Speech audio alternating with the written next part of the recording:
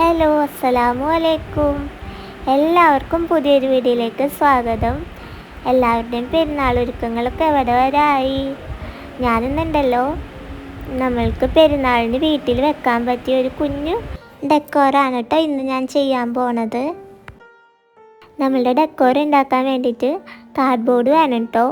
ഞാനിപ്പോൾ കാർഡ്ബോർഡ് ഇങ്ങനെ ഒരു ആർച്ച് ഷേപ്പിൽ കട്ട് ചെയ്തെടുത്തിട്ടുണ്ട്. പിന്നെ ഞാൻ ആ ഒരു കാർഡ്ബോർഡിൻ്റെ മേലെ ചെറിയ ത്രെഡ് ഉണ്ടല്ലോ, അത് വെച്ച് ഇതേപോലെ ഒട്ടിച്ചു കൊടുക്കുന്നുണ്ട് കേട്ടോ. പിന്നെ ഉണ്ടല്ലോ, നമ്മളെ വീഡിയോ പുതിയതായി ആരെങ്കിലും കാണുന്നുണ്ടെങ്കിൽ സബ്സ്ക്രൈബ് ചെയ്ത് സപ്പോർട്ട് ചെയ്യണം കേട്ടോ. ഇപ്പോൾ ത്രെഡ് ഫുള്ളായിട്ട് കവർ ചെയ്ത് കൊടുത്തിട്ടുണ്ട്. അടുത്തതായിട്ട് ഞാൻ ചെറിയൊരു പീസ് കാർഡ്ബോർഡിനെ ഇപ്പോൾ ഇതേപോലത്തെ ഒരു ഷേപ്പിൽ നമ്മൾ കട്ട് ചെയ്തെടുത്തിട്ടുണ്ട് കേട്ടോ. ഇനി നമ്മൾക്കിതൊന്ന് കവർ ചെയ്ത് കൊടുക്കണം. ഞാനിപ്പോൾ അതിനായിട്ട് ഇവിടെ വാൾപേപ്പറാണ് കേട്ടോ എടുത്തിട്ടുള്ളത്. നമുക്ക് ഇഷ്ടമുള്ള കളറിലുള്ള പേപ്പറുകൾ ഒട്ടിച്ചു കൊടുക്കാം കേട്ടോ.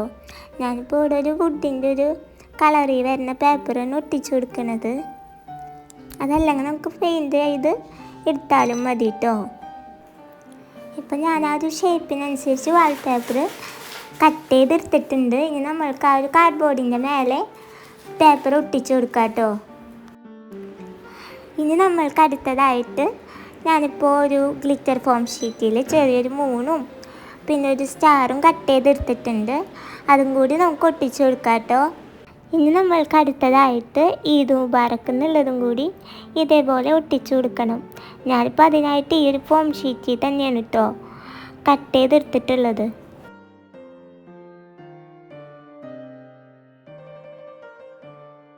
അങ്ങനെ നമ്മളെ പെരുന്നാളിൻ്റെ അന്നേക്ക് വീട്ടിൽ വെക്കാൻ പറ്റിയൊരു കുഞ്ഞു ഡെക്കോറ് ഇപ്പോൾ റെഡി ആയിട്ടുണ്ട്.